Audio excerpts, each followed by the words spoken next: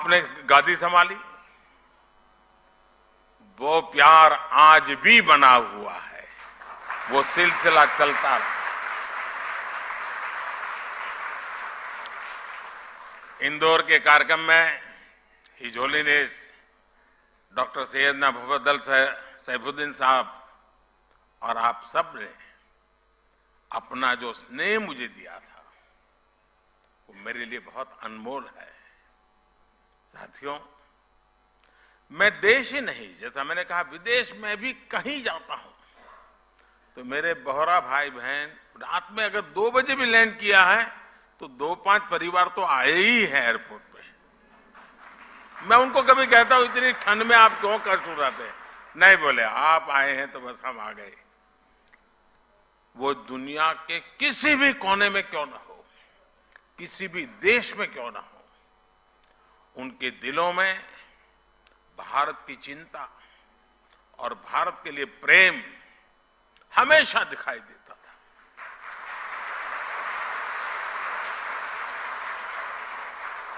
आप सभी की ये भावनाएं, आपका ये प्यार मुझे बार बार आप तक खींच लाता है। साथियों, कुछ प्रयास और कुछ सफलताएं ऐसी होती हैं जिनके पीछे कई दशकों के सपने लगे होते हैं। मुझे बात पता है कि मुंबई शाखा के रूप में अल जमाया तो सैफिया का जो विचार हो रहा है, इसका सपना दशकों पहले हिज होलीनेस सैयदना अब्दुल कादिर नईमुद्दीन साहब ने देखा था। उस समय देश गुलामी के दौर में था। शिक्षा के क्षेत्र में इतना बड़ा सपना अपने आप में एक बहुत बड़ी बात थी। लेकिन जो सपने सही सोच से देखे जाते हैं, वो पूरे होकर के रहते हैं।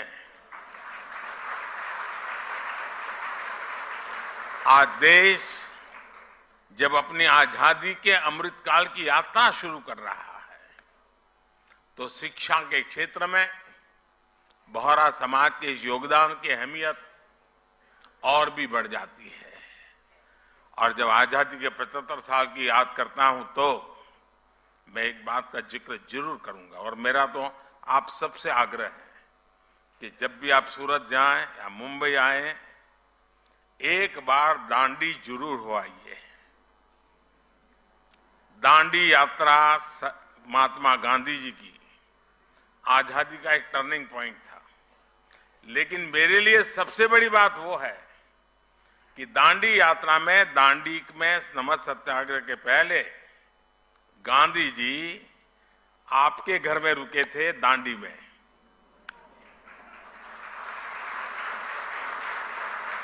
और जब मैं मुख्यमंत्री बना तो मैंने आपसे प्रार्थना की, सैयदना साहब से मैंने कहा, सैयदना साहब मेरे दिल में बहुत बड़ी इच्छा है, एक पल के गंवाए बिना वो बहुत बड़ा बंगलो समुद्र के सामने है बिल्कुल, वो पूरा बंगलो मुझे दे दिया।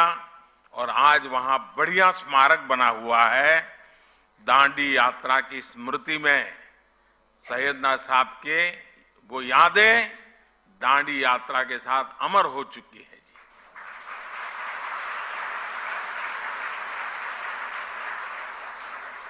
आज देश नई राष्ट्रीय शिक्षा नीति जैसे सुधारों के साथ, यहां बहुत सारे पुराने और वर्तमान वाइस चांसलर्स बैठे हैं, मेरे सारे साथी रहे हैं। अमृत काल में जिन संकल्पों को हम आगे बढ़ा रहे हैं, महिलाओं को, बेटियों को आधुनिक शिक्षा के नए अवसर मिल रहे हैं। इसी मिशन के साथ अल जमायातुस सैफिया भी आगे बढ़ रहा है। आपका करिकुलम भी आधुनिक शिक्षा के हिसाब से अपग्रेडेड रहता है और आपकी सोच भी पूरी तरह से अपडेटेड रहती है।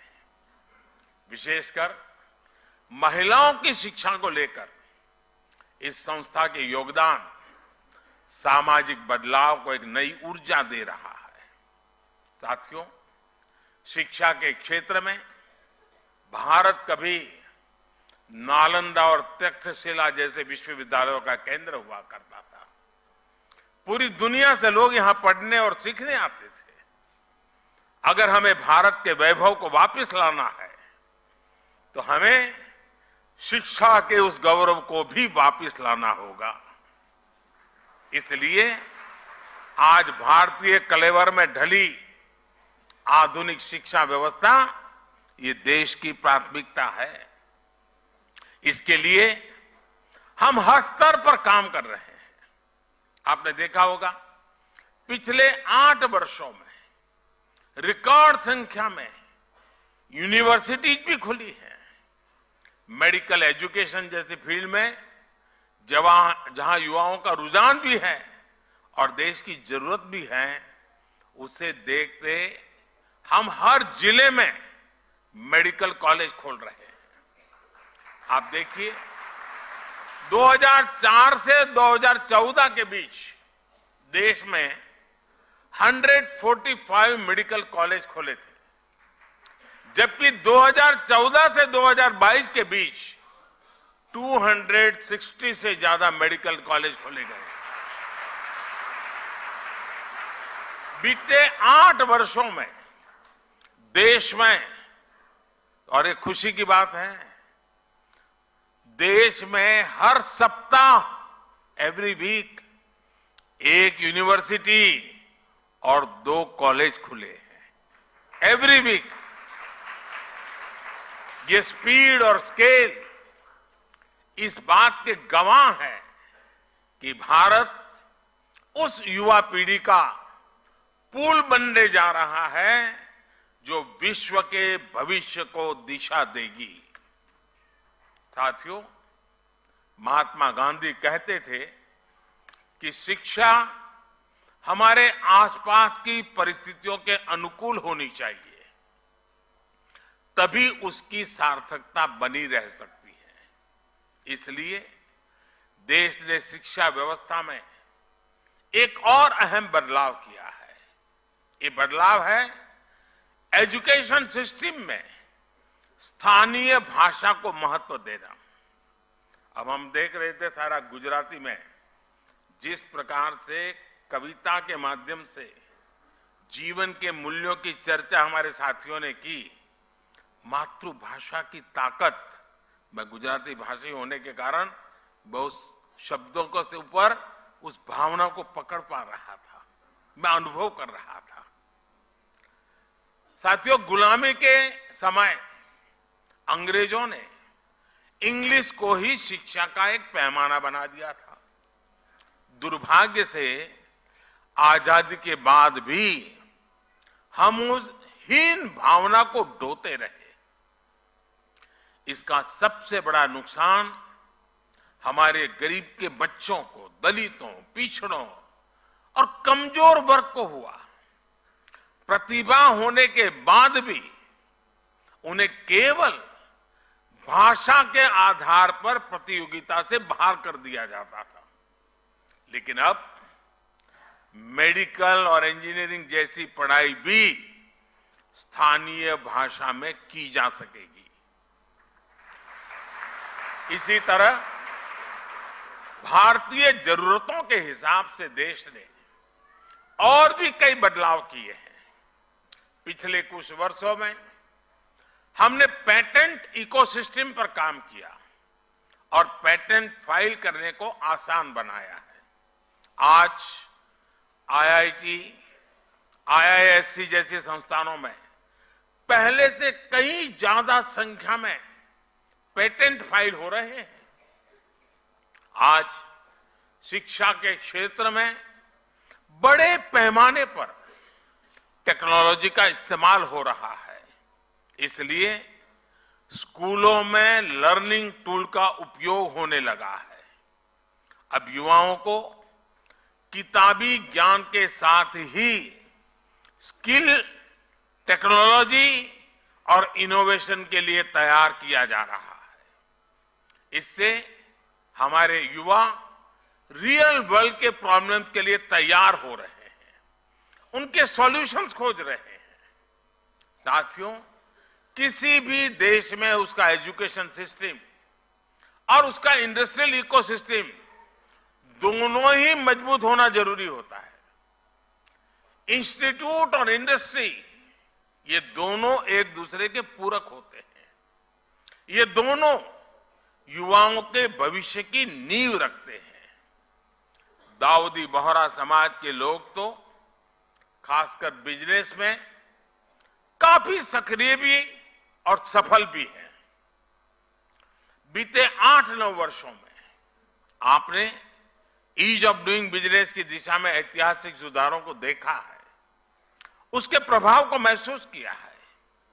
इस दौरान देश ने 40,000 कंप्लायंसेस को खत्म किया, सैकड़ों प्रावधानों को डिक्रिमिनलाइज किया।